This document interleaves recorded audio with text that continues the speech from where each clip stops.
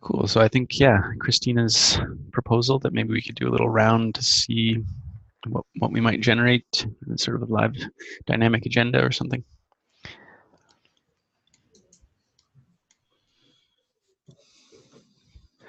Lauren, do you want to go?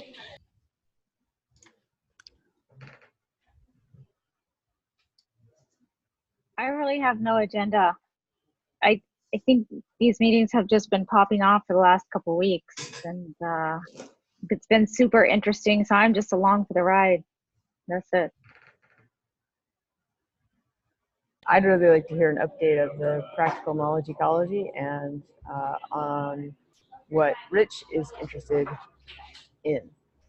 Mm-hmm.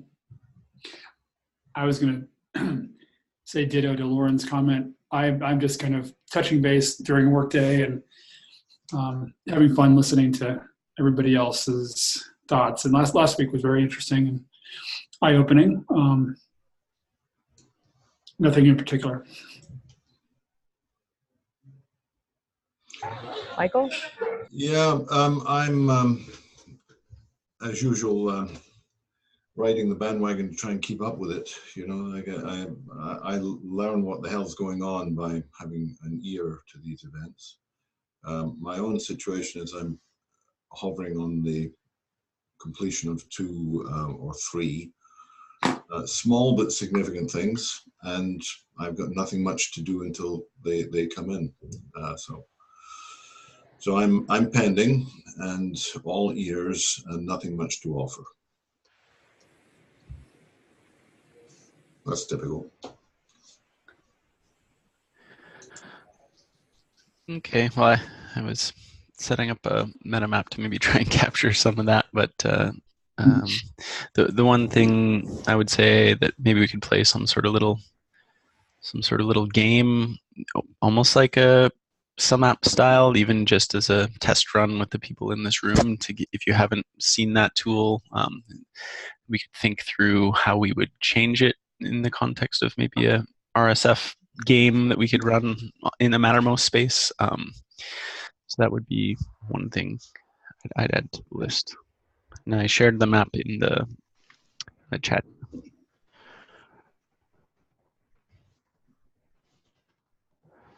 Oh, the other, I forget where it came up. The other sort of resonant thing towards this, actually, I think it was on a call with Lauren recently. We were talking about cards, and Anders, who was also previously on the Holochain team, and this idea of a glass bead game, which we've sort of used MetaMaps as almost like a game board to play.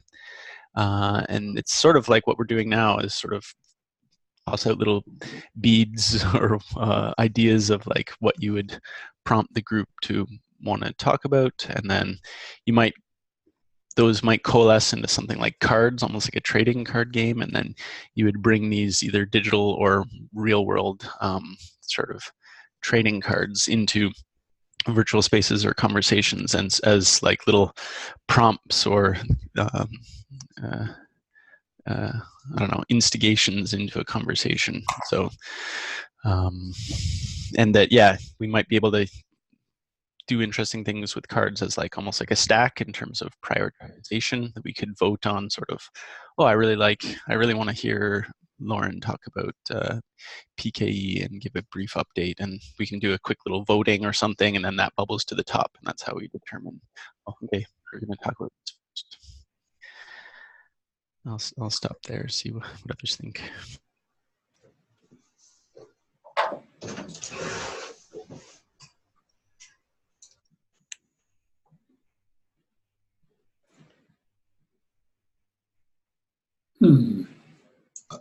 If I can briefly interrupt, because I'm going to have to leave. I've got a family thing going on that pulls me away. I like what you're saying there, Robert, but there's this balance between playing games to find out how games are playable, which is an exercise and an evolving process, but God, the games are boring. You know, or the content level that is used to explore the tool, you know, it's maybe available to one but nobody else, you know, so it's not a balanced process, and there doesn't seem to be much power or energy in it, no initiative. It doesn't attract. It's like playing crazy golf. It's a silly thing to do, but the only way you get the experience is you're doing it, but there's no great satisfaction in it. So in summary, sorry, long-winded before I jump and run, I'd love to play with these things with material that matters. Playing with material that's peripheral or imaginative is instructive, but I think it's about time to get the game real. Stops playing at the play level. There are real games to be done. And I'd love to see these tools applied to, I mean, my answer to Jerry's question is collaborative currencies. That's what I think Dig Life should be exploring in detail and depth. Because they do something and they put skin in the game and they make results. Whereas most of what we're discussing are sort of meta-analyses of the meta process, which is very productive at the level of developing a technology, but it's not taking us anywhere that's really urgent. And having said that, I've got to go off and so I'll be able to hear what you say. Or is there anything quick responses? Yeah, I was just going to drop a link that Connor put in that was really interesting about gamifying the global challenges. Yes. From Nesta. And I'll put that in. But Robert, again, like I'm clicking around and I can't figure out how to add a thing in MetaMaps. I always forget how to use it. Double click to add a topic. Anyway, guys, catch you later. Gotta go. Bye. Yeah. Bye-bye. Bye-bye. Well, if you want to screen share, sometimes there's bugs depending on the browser you use. No, Michael was right. Double click. Yeah,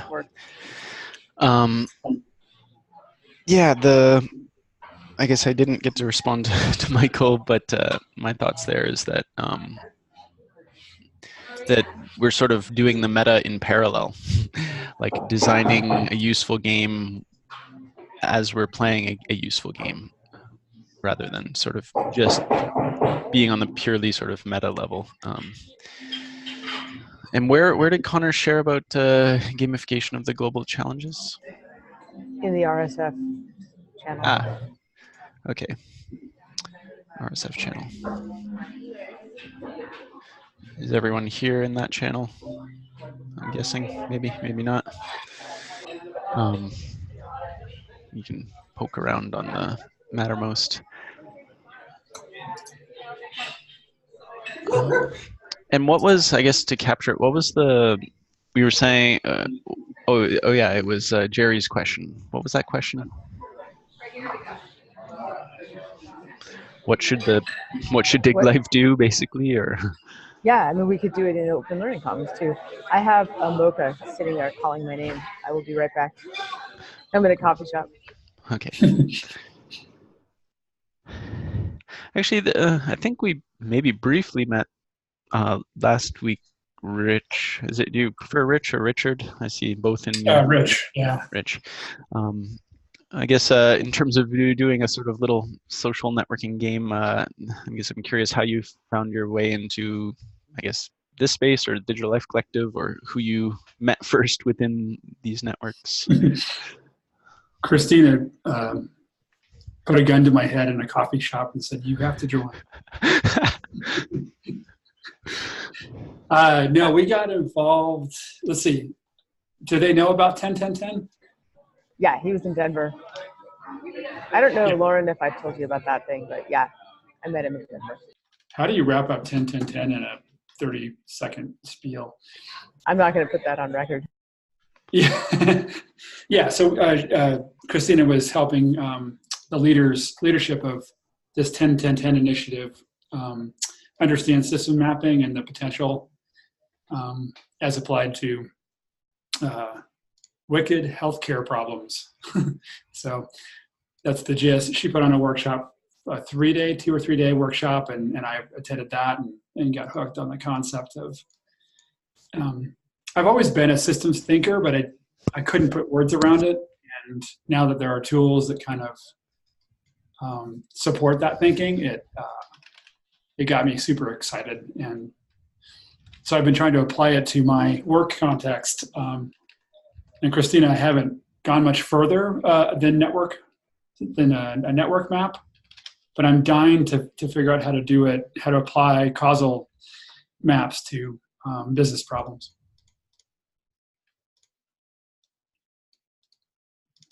So that's where I'm at.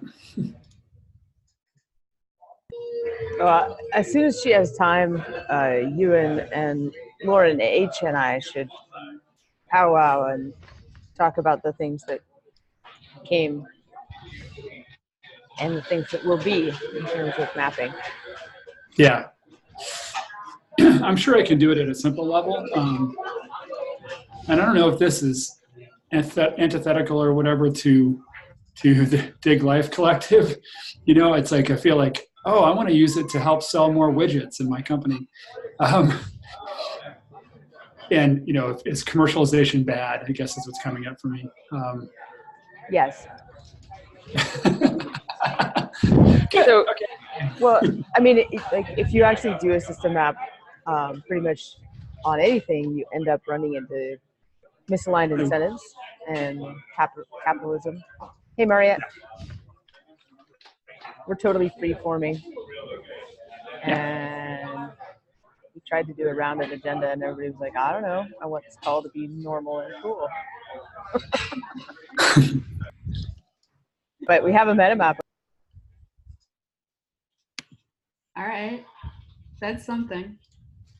I like freeform. Robert, what's the question that you would ask for Open Learning Commons? It's not really what would Dig Life do that Jerry asked. Let me go get what he actually said. I was trying to be a little playful with that sort of meme phrasing of what would something do, but actually, okay, I lost the thread on the Open Learning Commons, but I just wanted to bring to Mariette's attention that we've already sort of brought game design back into the conversation today, and I know that Lauren shared an idea she had about some sort of social betting thing, and makes me think of a game called Wits and Wagers, where it's a card game, but then you also have chips, and you can put chips on the cards that you propose. So I think it'd be an interesting sort of dynamic agenda setting game that we could make, where we all bring our cards to the table, glass bead game style, but then we sort of put some stake on our cards and sort of propose, I really want to talk about this, and maybe, yeah. Anyhow, that's... You could prototype forming tables at the same time, Lauren.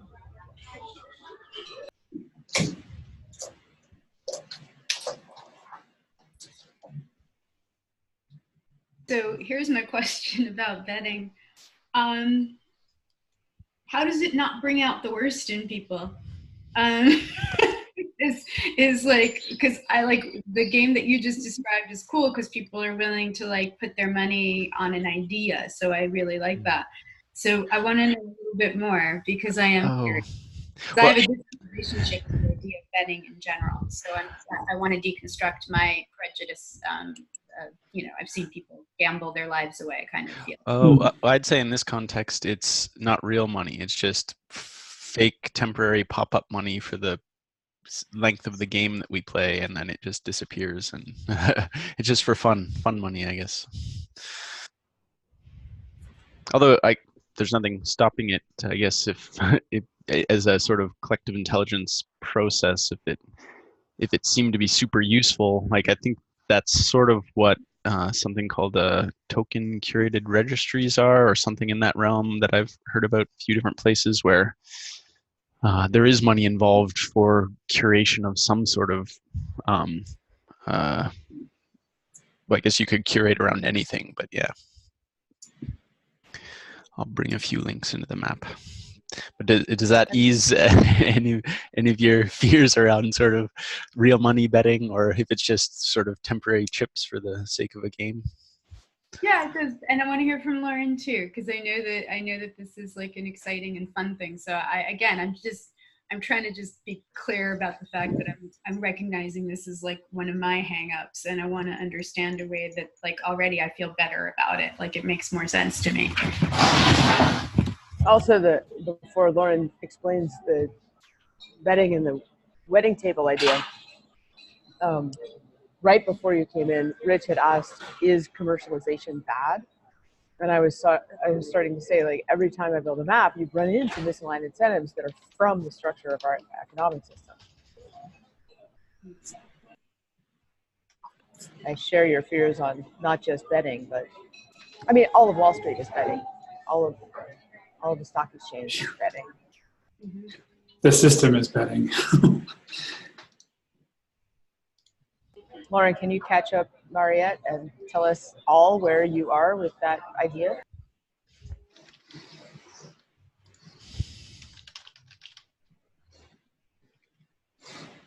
Not going through.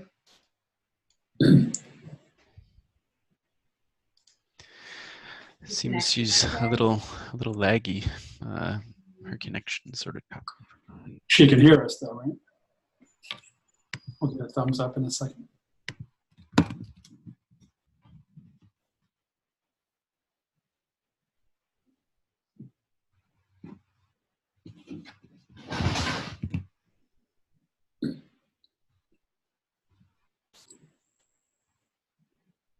Hey, Mariette, just out of curiosity, and this is uninformed me, if you were to replace money with some other thing of value, does it change the equation at all?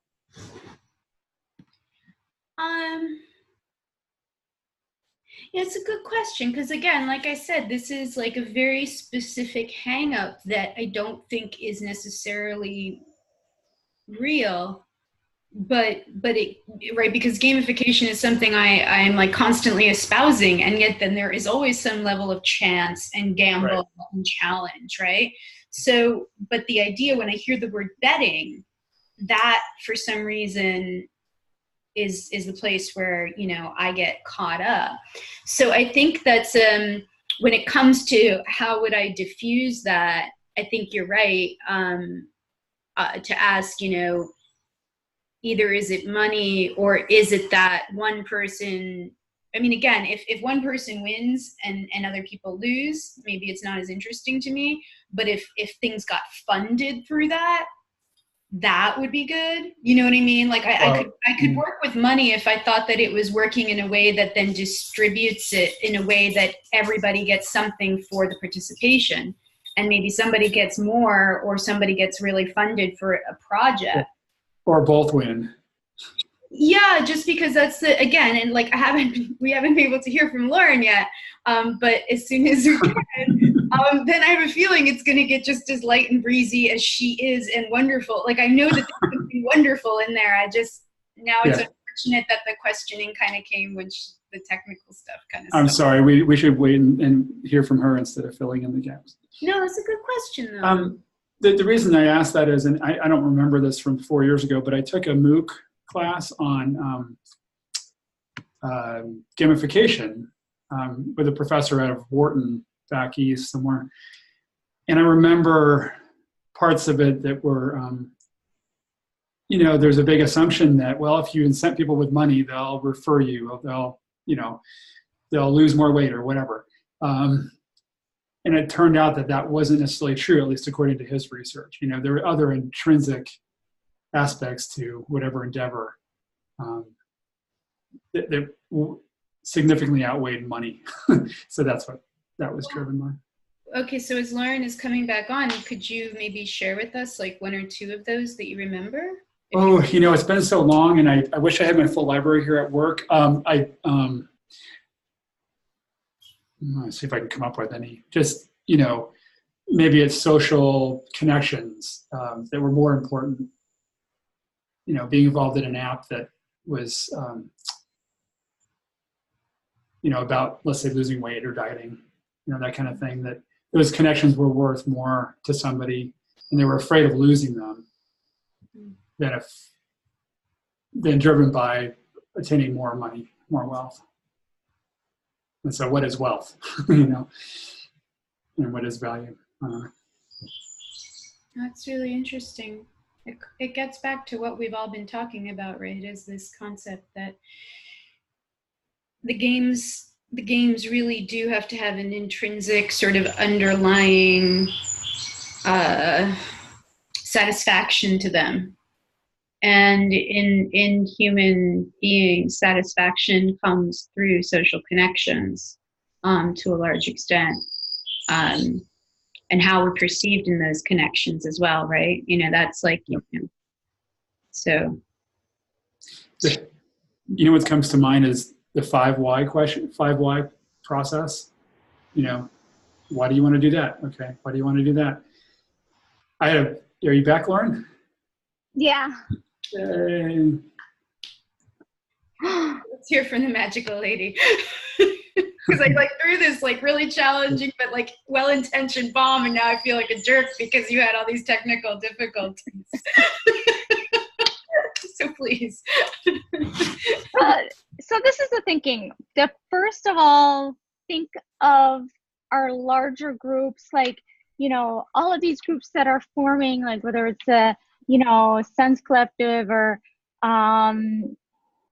Sense Compass or Digital Life Collective or this and that. There are all these groups.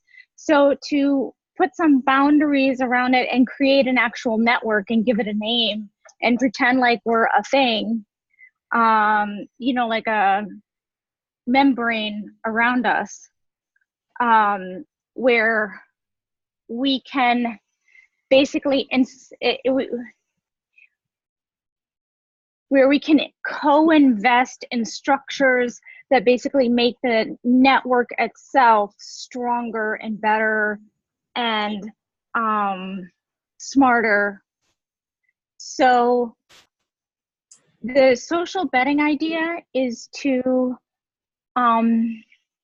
basically incentivize people in the network to actually connect people in a way that they need to be connected in more fun ways, in more productive ways, that kind of bear fruit.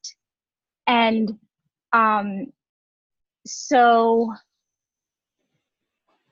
what I'm trying to do is to be able to make visible who is actually doing quality connection. How do you measure that?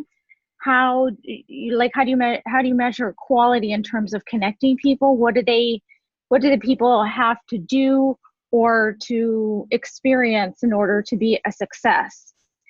And then making that network weaving something that's important and acknowledged, like a thing that is incentivized, because otherwise people who do it never kind of get credit. It takes up a lot of time and energy, and it's not like a profession, and it's not like a lot of times it's kind of like women's work or just stuff that's critical to a network but not seen or really acknowledged. So so the idea is to, in my group, we have people who consider themselves network weavers, but maybe who knows if they just see themselves as that way. Some people just kind of see themselves as emotionally intelligent and others don't. But how do you actually make that visible? How do you measure that? How do you figure out who is actually emotional intelligent? And how do you measure that? And what kind of rewards and incentives do you put for that?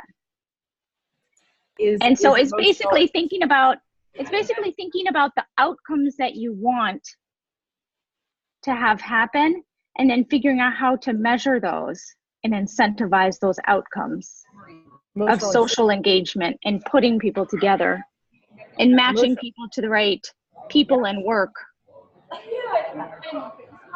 Emotional intelligence, though, seems something like so dynamic. It depends on what you ate last night, how much sleep you got, what has your attention, are you able to actually engage? It's like it's a verb. Emotional intelligence is something you can practice, but it's not something you have. It's not something you store up, because even people with a lot of capacity for emotional intelligence don't always display it if they're triggered, right? So it goes away in a second. It's a very hard thing to measure. So it is very hard to measure, and one of those things, it ties right back into what you did say, Lauren, about that being that sphere of unpaid work, and generally something that's viewed as women's work, right? You know, we connect people to one another, and then like, what do we get out of it? Or like somebody's building culture inside an organization through this emotional intelligence, and like, thanks very much, you know, we got rid of your actual job, and so then you're gonna, you know, you maybe get downsized out, and then the next thing that happens is, you know, we don't have good culture, but hey, you know, the metrics look good, you know, the financial metrics. And so when I was at Transform in San Francisco, there were these wisdom economy cards that Meta Integral brought. And I don't know if any of you have seen them yet, but there are these, they have like these 10 forms of capital, which I can put in the chat, and I can also put the wisdom cards in for anyone who hasn't seen them. And it's called let's see. And so it was interesting to me because it was a challenge to everybody in the room to, you know, to work with, you know, this, well, or not like directly, you know, to like do it that minute, but there was this, another card deck, you know, so we have the wisdom, wise democracy. Now there's these wise economy cards. And I couldn't tell yet if it was broccoli, you know, covered with chocolate kind of thing, you know, again, if it was really gamified enough. But what I liked about it was that it brought things to attention in a really strong visual way, right? So, so I think that what you've described to me has a lot of value. Betting was the only word that had me caught up, and it doesn't even sound like betting as much as it sounds like rewards, like badges, or people confer, like, yeah, if I could give you $1 for that, I would give you $1, you know, or, but I don't, you know, like a gold star. Like I always ask people to give me a gold star for that, as a joke, but like I kind of do want the gold star. That was in dance class when I was a little girl. Every week you got a star based on the color of your participation, and I lived on those. So if there's something like that, I'm starting to see the vision much more. Yeah, and I think that okay, so the betting, what the betting does is like it's a signaling process. So say if I have a certain amount of poker chips, it's not like you're just betting on a certain relation. Like I would probably bet like a lot of poker chips if I had them, that, you know, the connection between like Robert and Aaron is going to be a strong one. There's going to be like some like sparks from that. And so if I put like a lot of chips on that, what if I put all my chips on that?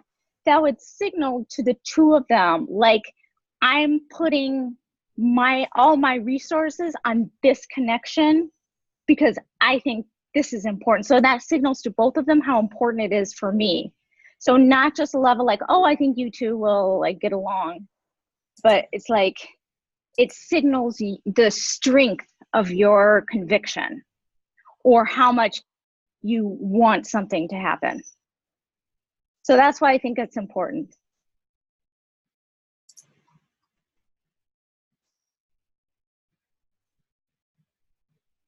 Now I get it and I love it. Well, so how do we actually prototype it? Let's do it. Yeah, so what I think we should do is just is just to do it, and just to like do it in a really crappy way and just continually improve it, because I don't know how you do it. But I think we just should just think of something and just kind of get it started.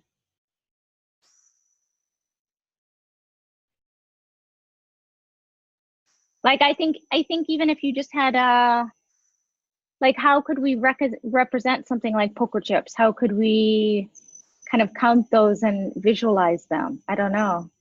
Well, Lauren, have you looked at the Dig Life deck on cooperation as a service? Have you seen the big Yeah. deck Joaquin said? Well, there's one slide there that articulates the money coming in from normal organizations and then kind of going around and being used in all sorts of different ways, so that a single dollar or whatever would go circulate a bunch of times, and then it exits the system when it needs to. Colin and Michael Linton are both interested in operationalizing the idea of open money. We could have a money that is like a play thing, but might actually help get going with some kind of, network currency that is within the network that you can translate if needed into fiat. Like we could just each start off with a certain number of points or whatever, and then see who's gaining and who's losing. I mean, it doesn't have to be like, losers, but just, see who's actually like gaining more chips as they go along. One thought to, I guess, make it a little meta or tie it into what we're doing here, in using MetaMaps as a potential game board, or something like MetaMaps as a potential game board. You'll notice I typically always put the people in the room as like little play chips here, or like little people. So we could bring in a form of potentially graph analysis to this, where I could say, here, this is me. I vote on. Well, yeah, I realized that the way we're talking about chips could also be seen as voting, and just voting. There's lots of different voting systems, and some have like, you have a certain quantity of votes you can provide. So you don't, I guess you could take the like toxic betting sort of angle of it out by calling it like a voting system. So yeah, maybe I would vote on this and then type in, I give a score of 4. And then we use the sort of edge weight as a graph analysis means of playing with sort of a voting game. And obviously something like RSF could fit in here. But yeah, that's just some of the thoughts I had on that. But we could do it now if you wanted to on the map, and then we could vote on what we want to talk about next, or what direction we want to go. You don't even really have to draw edges in this way that I've done here. I'll just delete that. You could even just show your sort of desire, or maybe a connection. Maybe I want to say, okay, I really want to make a connection between Rich and Connor, and therefore I'm gonna like put my little piece here and say like, I really like, I want to promote this connection or something like that. So yeah, I feel like there's lots of different ways we can play with this idea. Whoops, I just So deleted. of course, then the question is, how do you evaluate the success of that voting? Like Rich and Connor, how do they let you know if that was somehow successful? Yeah, well, I guess my personal perspective on there is a couple of things. One, yeah, I guess as part of the game, maybe you would almost attribute back to all the people that put their vote on that connection, and if a meeting ever actually did happen, or maybe it happens in the context of a live call with breakout rooms where like you're sort of forced to go talk with that person, but then you'd come back and feedback onto that specific occurrence that actually happened and give some sort of feedback, and maybe even type into the edge connecting the two sort of comments on the call, what came up, what insights came out, was it good, maybe emotional feedback, things like that. But the other thing too, like, is if it's not a good connection, right? You don't want to say that. You don't want to be like, I actually didn't like that person. Yeah, and that's the thing about like actually being able to see it is that people won't say that. The social Right. taboo around saying, and it's so nuanced. Like, you could like somebody and really not enjoy how they presented themselves right then. You could dislike somebody and really find value in what they're saying and not like the way they say it. So it's so hard to kind of give it a binary. Hmm. Well, the other thing I was going to say is also we don't have to measure it. Lots of value will be created and generated, and that's good. And it's like we're never going to measure it all, and trying to might in some cases be a wrong path to go down. Just the fact that the connections happened and was a good thing, and maybe somebody just shares gratitude or something like that, but not much more than that in terms of like, I don't know, metrics I and like measurement. the idea. I like the idea of a gratitude token. That's kind of cool because it doesn't require that social taboo confrontation. Samer Hassan, he actually had a paper on that he produced a while ago. One thing I'd like to say that now is coming into my mind, like in March, I went to a conference. Today, and I got some business cards. I would say that today, this morning, I finally shared those connections with someone at Just One that was the right person, etc. Because these were something to do with like, you know, like sales or whatever, and I just didn't like, that's not my thing, and I knew the person who was doing it was really busy, and so I waited. And then all of a sudden now I'm like, oh, okay, it seems like a good time, and the other person was like, oh, it's a great time, thanks so much, you know. Sometimes certain connections will make the introduction, and then it takes a while for those to actually come to fruition. Mm-hmm. And so the development can take a while, and it can be like, oh, I thought this connection was cool because we're working on the same thing, or oh, now this connection gets a different kind of gratitude marker because now it's resulted in a project together, or oh, this person just gave me great information and thanks so and so for introducing them, because now it's, you know, 6 weeks or 6 years later, and that really turned into something. Because timing is a very big part of that, and that's, you know, that's interesting as well, you know. I come back here to how do we, Joachim always comes back to how do we keep it in the flow? Because there's no way that you're going to, like, at the end of the day, fill out your timesheet of how many gratitude markers you owe to the different people you interacted with that day. So it has to be something that emerges from having conversations in an augmented space. And then if people aren't there, how do, like, then it's the platform problem of like, oh, well, not everybody's using that augmented space. So how do you, I don't know.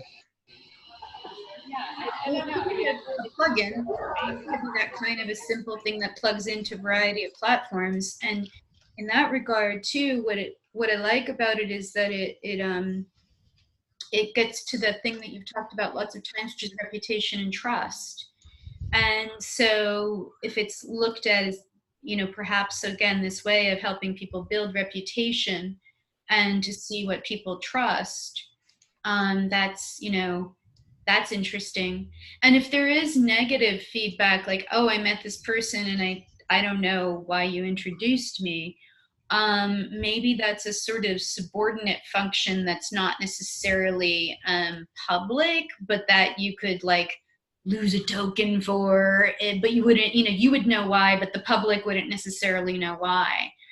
So we're not shaming people for things not working, because and that's dicey too, because again, if like I introduce Robert and Christina today and somebody's having a good day and someone's having a bad day, that thing, you know, that thing. So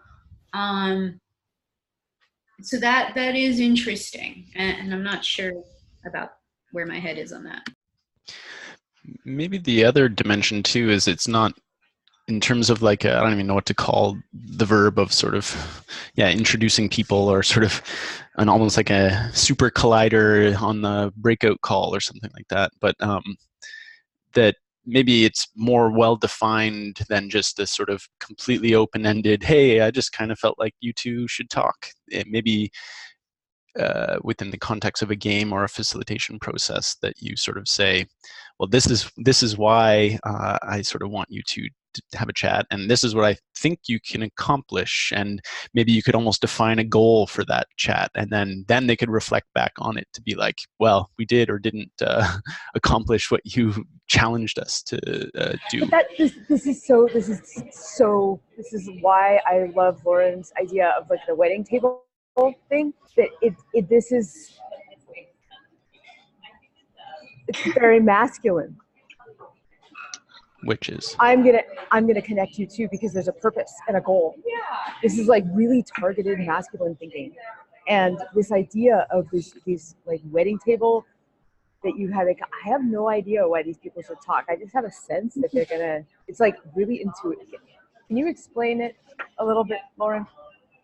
Yeah, I mean, so this is kind of what I did together with the PKE. I just brought people together because I just sensed that like these people should be together, and so of course, like everyone's interested in governance, and they're like really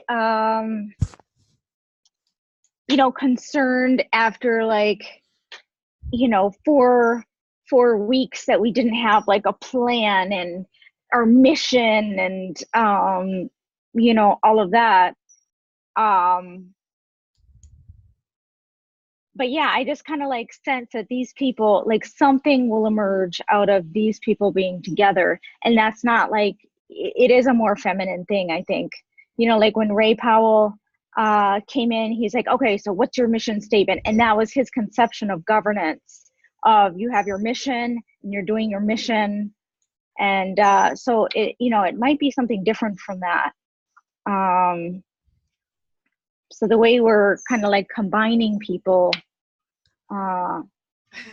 maybe we don't make those assumptions. I don't know.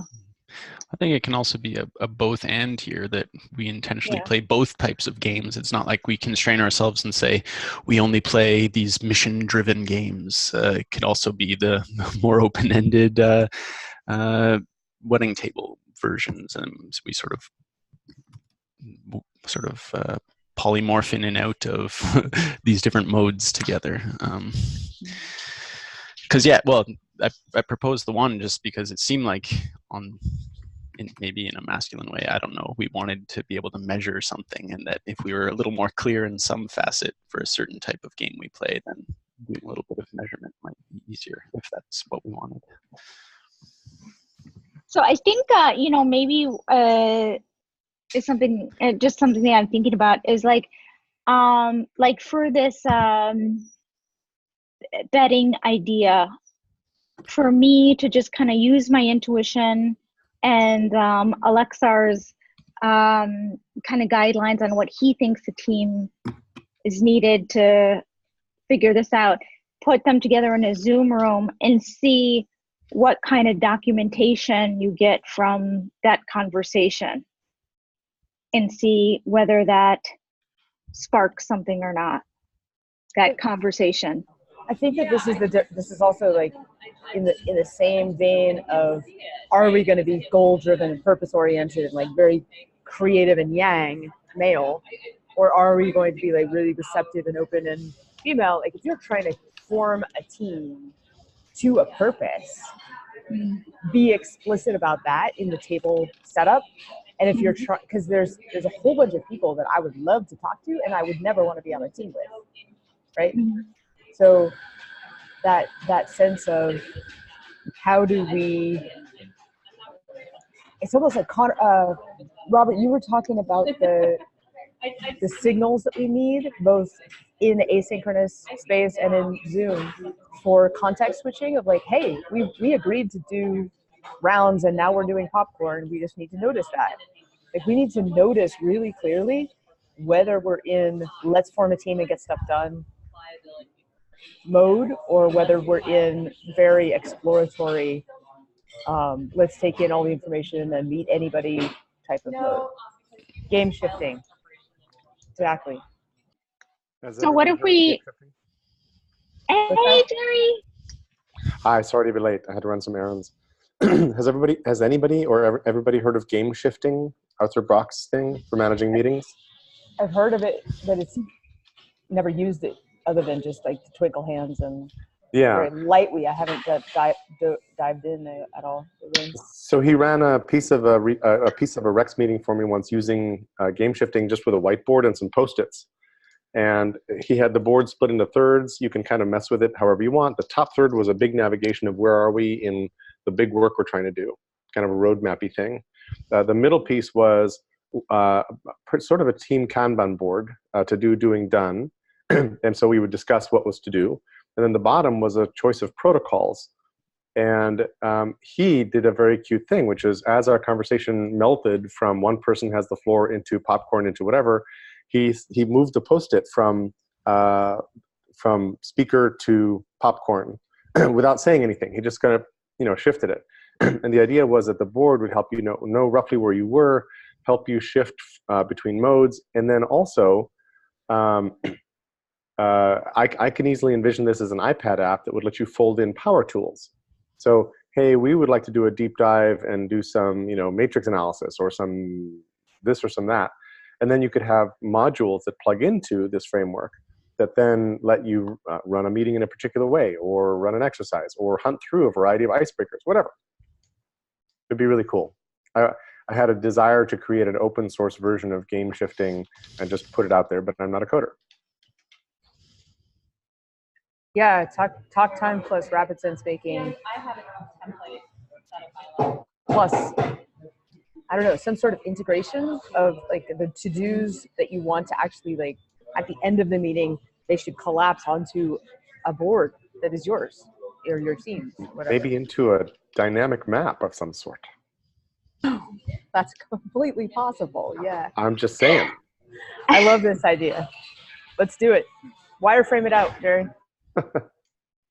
So, what I also think we could have are signaling of, like maybe you're putting people together and you put them, like I'm just looking at this map here, maybe we would have like a territory or region that was just like topic quest.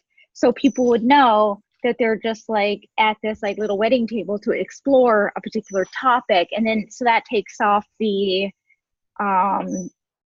so you have like different betting mechanisms depending on kind of like what you are intending to happen.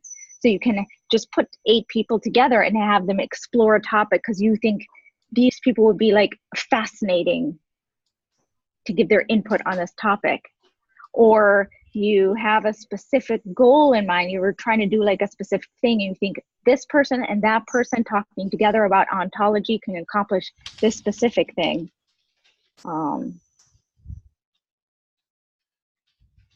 So, and maybe we can make it, there also a combination of ideas,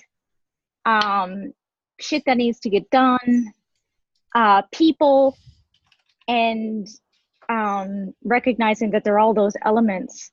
So just incentivizing the connectors in the network who are connecting either the stuff that needs to get done with the people who could do it, or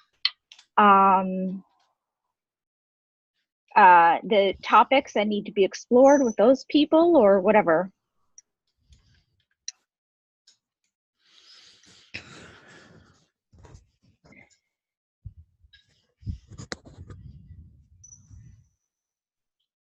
Rich, can you talk about some of this? Are you still there? Can you talk about some of this from like a sort of the facilitation and engagement point of view? I don't think that a lot of people here know your background at all. So. Oh boy, I wish I was more adept at the what you're asking me to do.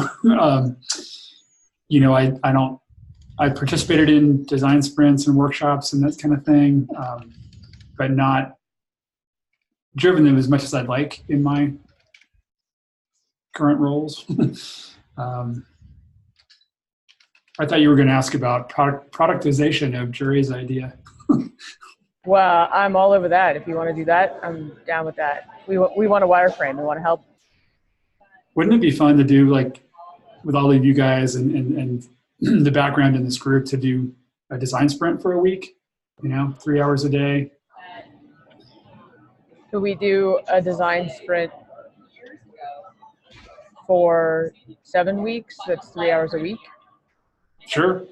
The time box is a little bit broad for it. You tend to shoot for something that you don't think through too much and overanalyze.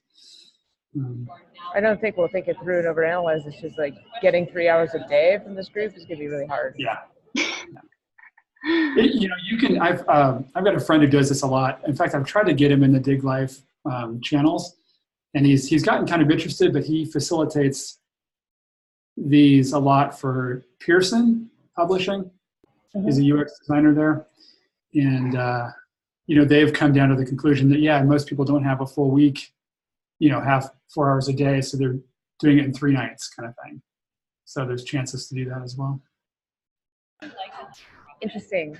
What about could we do a weekend retreat, like a 3-day hackathon? Maybe we could have like a space in Portland, a space in Toronto. So, have you guys ever heard of the Global Service Jam? It's I don't facilitate these, but I organize them, right? So I helped run 2 of these back in Denver in 2012 and 13, just because Denver didn't have a group. But these guys in Europe are all about service design, right? They're government agencies, they're whatever facilities. They're way more up on service design than I think we are, or used to be. And so it's a week long. Here's a concept on Friday night. You've got till Sunday at 8 to finish it. But you compete against 80 cities and 40 countries. It's the most fun thing. So you can do it remote, and you can do it with a number. We had 8 people in our group. New York City had 5 teams of 40 people in 4 different locations. But something like that could be really fun to organize. I love the idea of tying in game shifting to the rapid sense making as an application of, like, maybe we need to pop in, like, rapid sense making is like a mode of conversation you could switch into. It's a game you could shift to. So can we build a lightweight thing, maybe off of the existing talk time application, that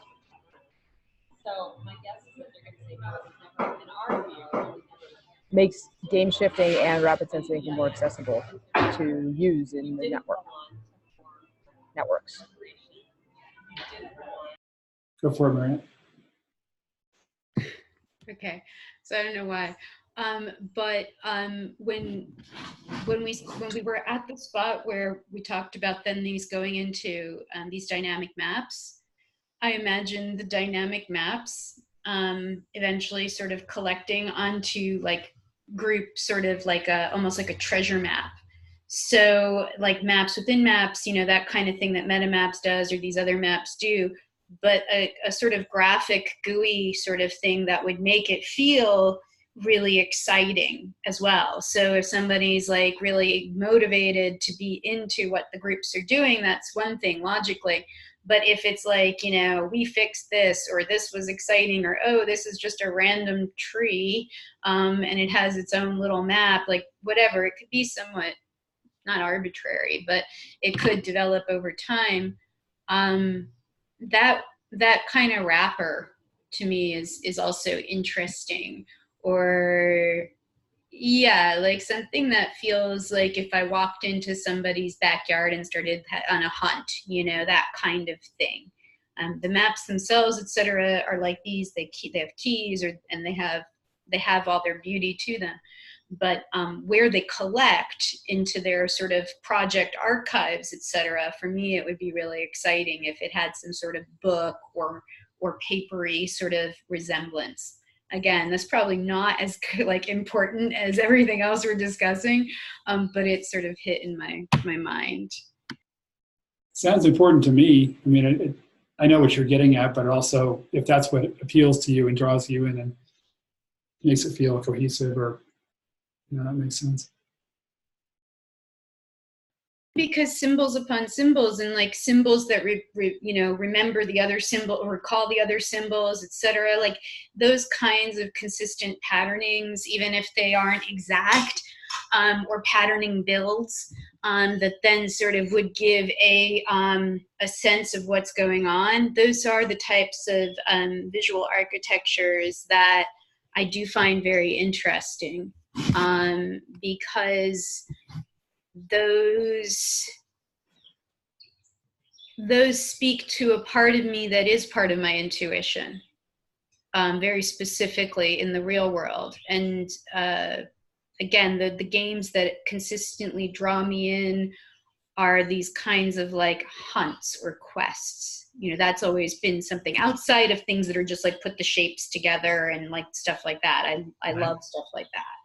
So can I go on the intuition thing for 1 second? I'm going to have to jump off in a few minutes to take a call, but I've always had a dream of, because you've got the jam site up. When I went through this 4 years ago, I thought, I want to create a platform to do jamming. I want to buy jams.org or something, right? And create an open, and I just dawned on me that it could be open source and dig life kind of thing, but why isn't there a platform to go? We had people in our Denver group that were teachers, facilitators at healthcare companies, right? They weren't designers. They were taking the design thinking skills back into their teams and applying it to think outside the box of the traditional school, tenure processes or whatever. Wouldn't it be neat to have an open source jamming platform? So I just wanted to get that out in case whatever.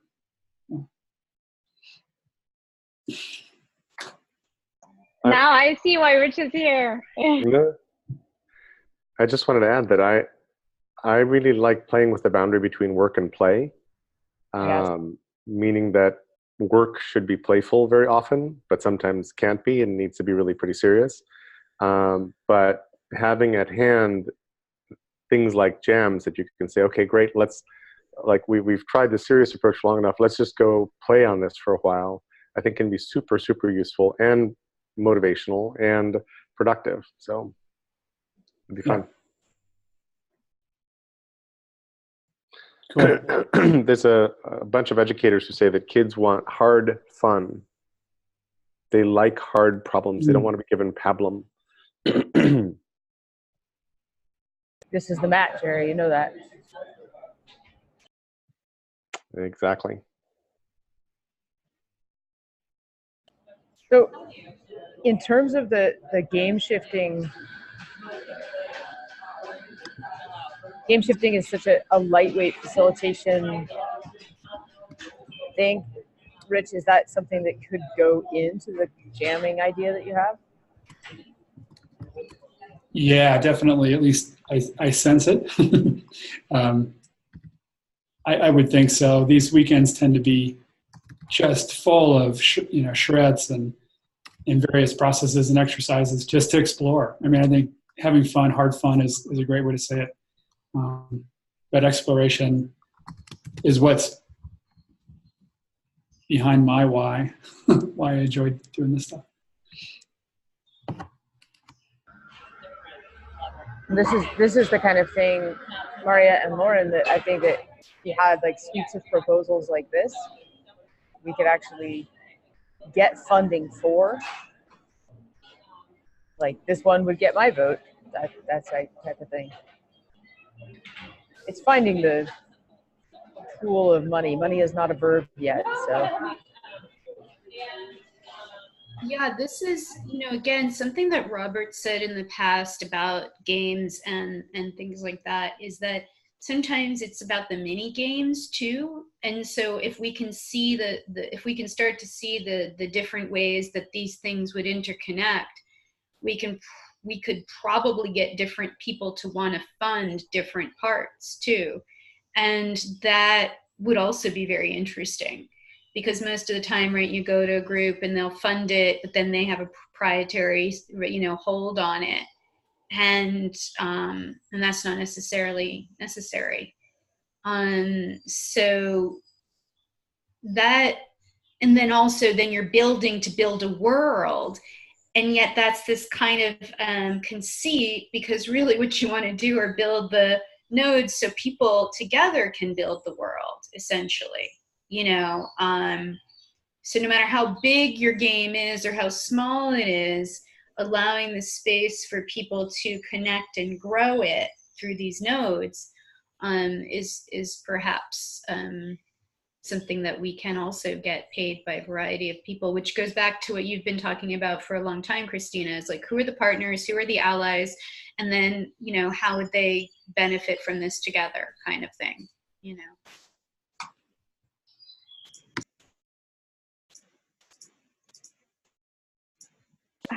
I think that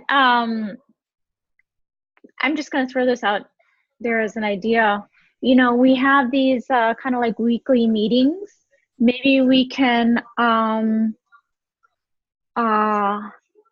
create a federation of meetings where one problem is solved each week, and it goes through like, from Sunday to Saturday or whatever. It just keeps on going to the next meeting, and people like continuously make sense of it. And you record kind of like who's done what, and then they at the end of the meeting you hand it off to the next meeting, which is further along. But then you also record the process and see what happens as a result. So you actually have proof of what you've done. You kind of you actually make like summaries of 5 minutes in terms of like the process and what you were able to do and what innovations occurred each week. But that's actually documented, and you can use that in order to get paid work solving problems that other people can't solve. So it actually could create, it's not only just solving problems, it creates artifacts that show how you've done this. So Yes, I know. imagine coming into like a very detailed conversation and like jumping in and trying to get the gist in 5 minutes, and then taking it and going into detailed conversation yourself, and then somebody else taking that and going into the Jerry, this is the map as a boundary document type of artifact. The handoff process would have to be really, really well thought through, or you will end up with complete lack of understanding and chaos. Right. You can't, like, coherence among a group is so hard to get. Just like, do we really all understand each other here? Do we understand the full depth of what each of us are talking about? And then trying to hand that off to groups who don't even know each other and don't have the same lexicon. And this is where Scott is talking a lot in the Digital Life Collective. He's at Kenobi about ontologies and really clarifying definitions before really embarking on work together, so that we know what we mean when we say that or this. Yeah. Back around 1995 or thereabouts, in the ancient depths of software, there was a company called Grapevine, whose sole purpose was to try to converge an ontology for companies, so that when they said customer or active customer, they all agreed on what they were saying. and they didn't last that long, and that was their only purpose. It was just like, and you would feed that into other sorts of things like database design and so forth. But they recognized early that we don't all mean the same thing by the same words. It's really interesting. I saw that once at a Blue Cross Blue Shield of Missouri, where I had a project and had to figure out how many subscribers they had. And I got to go to the basement to this huge room that looked like the Indiana Jones vault at the end. And Lurleen States pulled out a mimeographed form and started filling it out and calling out to her colleagues for different numbers to put in different cells to figure out how many subscribers they had. It was amazing. And scary.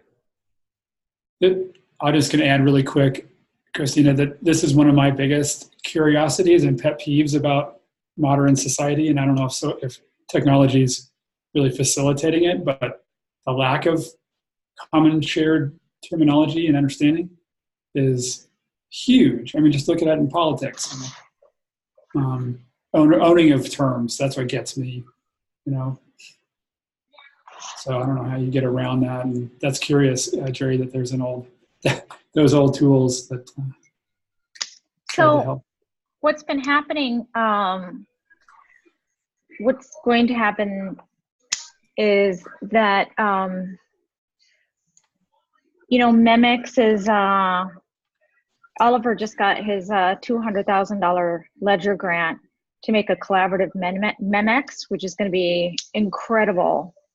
And Johnny is kind of facilitating a partnership between Memex and Kendra so that people can use the tagging of Memex to come up with common ontologies to work between groups. And then those co-created ontologies can be published through Kendra. So I think there's going to be kind of a growing economy of these co-created ontologies. If that makes any sense. Can you imagine what's I don't know, talking about commercialization and power structures and people that are going to try and co-opt those things, and coerce them into their interests. I mean, you would think it wouldn't be able to do that, but someone's going to try. Because they're reflections of mental models and how, I don't know how to say it. I don't feel as smart as everybody here, but, Not true. I've been curious about this in design thinking that how do you shift somebody's mental model?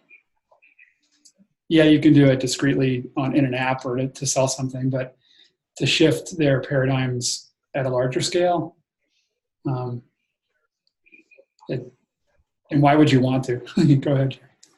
So, Rich, I think you're landing on the battle of our times. I think that what we're seeing play out in this electoral cycle and the rise of the alt-right across the world, and Steve Bannon building an institute in an Italian castle to run it, is open warfare over language and over how we see one another and over how we see what's possible, what we believe together, herd mentality, a whole series of other things. So I think that open, earnest attempts to arrive at common language will be consistently and brutally undermined by brilliant uses of fear and manipulation and spin and fake news and whatever else.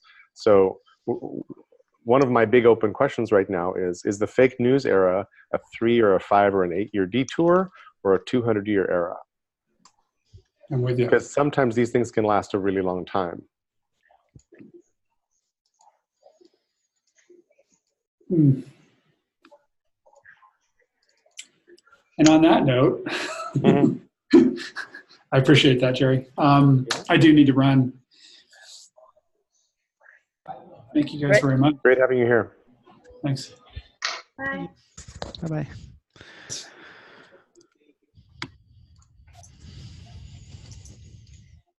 One thing I wanted to add about sort of us talking about sort of sense making and sort of like forget how Christina referred to it, sort of like edge artifacts and how we weave maps and sort of mental models is, I think, things like language is always evolving with slang. Like we're never going to have to reach a point where we stop sense making and go, oh, now we all totally have complete shared understanding. So I think some of these potentials for ongoing calls or things like that is like doing the work of continual sense making and getting on the same page and that sort of thing.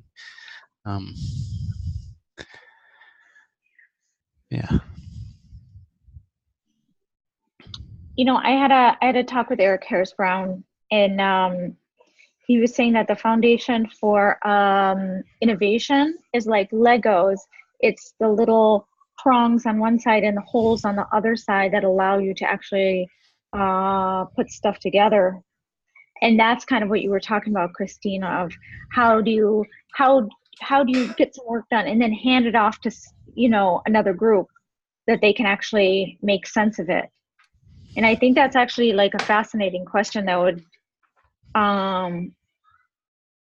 be really worthy of answering it. And how do you get groups to work together? What kind of documentation do you have so that people can more easily work together in a network?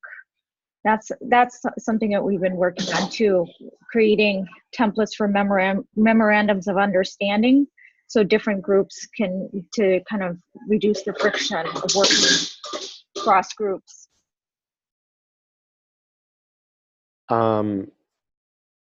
I think this is a super complicated thing. Like picking up somebody else's complicated project and doing something properly with it or to it is frightening and difficult in most cases, if it has any kind of complexity.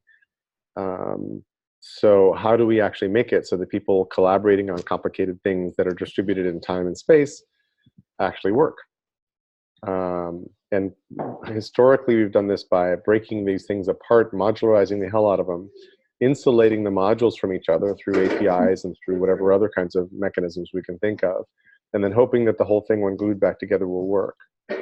And a good example of when that breaks actually is the Boeing 737 MCAS software problem, where they were busy putting fixes on top of fixes, and then they changed something, and then they changed something else, and before you know it, they had a catastrophe in their hands.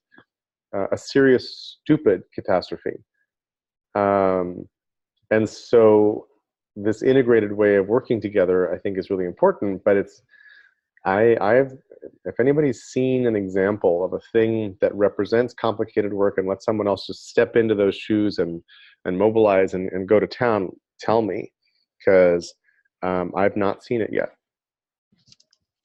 Maybe one important thing is to have a facilitator, a human facilitator, who knows what's going on, to send to kind of the next meeting or something like that, to explain things and direct. And then someone else provides that to carry it forward, another facilitator. Yeah, humans for handoffs I think are really useful. And then I think that GitHub is remarkably useful as a model for doing this. You know, and GitHub has the fork and pull model, so anybody can fork an entire repository of somebody else's work. Like you can copy the whole damn thing to your machine, do anything you want with it, and then you submit pull requests. And it's up to the author of the original work to decide, yes, I'm going to include that or no. And if everybody's kind of in the flow, it can be super productive. And there's people using Git for writing books, getting comments on, you know, on chapters, et cetera, et cetera, et cetera. It's super interesting. So fork and pull I think of as one protocol or one architecture or one process for doing this thing. But if you're going to fork an entire repo and it's really big and thick and complicated, that gets really difficult as well, I think. I think maybe, you know, of course, what we've been discussing a lot is, say, in a network, you have all these groups, like the mapping group, and we're trying to kind of like define ourselves in relation to other groups or other people. Like, what can we do as a group that no other group can do? So maybe some exercises will help us do that, to show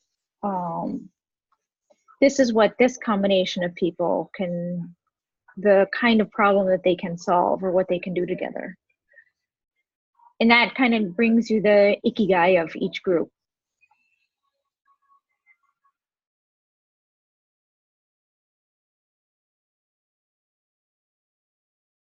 Robert, can I take the screen share for a sec? I only have 4 minutes here, but I have a visual. Let's see. So if you think of like all these branded toys as the different brands in the networks that we have interoperating, that what often happens is that you have to use one kind of toy to build. And so this kit was designed to do this and make Lincoln Logs play with Legos. And you have these specific things, like you can see here's a Lego and a Lincoln Log. Here's a crinkle thingamajig, whatever those are called, with a Lego. Here's a Tinker toy with a Connect, all that. And it's almost like this has to happen among people. Like when Joachim first came to the collective, I was like, I want to learn from you. And he kind of was like, we'll see how it goes.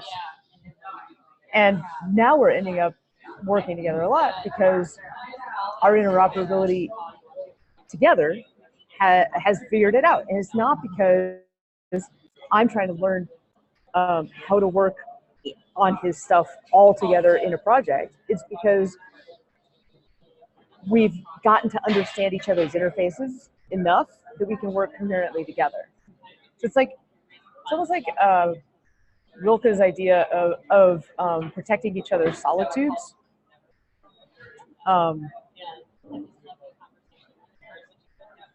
We're fundamentally alone as humans. And to the extent that we can find the ability to connect with others, like just doing that between one human and another is really, really, really hard work, to the extent that you can talk about it as the only thing we can do is protect each other's solitudes.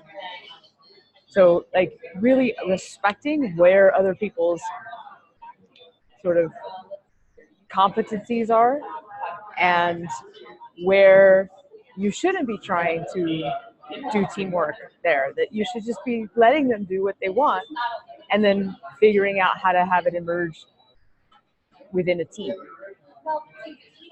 So what is, like if you use that 3D set, like what's the 3D set we need for people and what's the 3D set we need for teams?